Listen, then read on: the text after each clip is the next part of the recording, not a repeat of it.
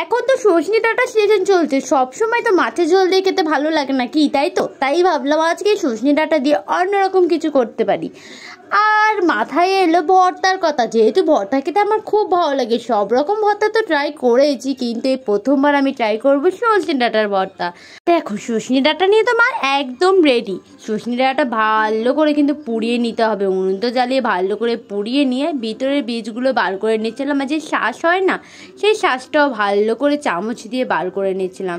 আর দেখো, বাটিতে তো একদম ভালো করে গুছিয়ে রেখে দিয়েছিলাম। তারপরে আমি একটু প্যানে রসুন, পেঁয়াজ, টমেটো ভালো করে নাড়ে চুড়ে নিয়ে একটু লাল লাল যখন হবে, নুন, হলুদ, লঙ্কার গুঁড়ো, জিরের গুঁড়ো দিয়ে ভালো করে কষিয়ে নিয়েছিলাম। কষিয়ে নিয়ে সজনে ডাঁটার ওই বীজগুলো ভালো করে দিয়ে নিয়েছিলাম।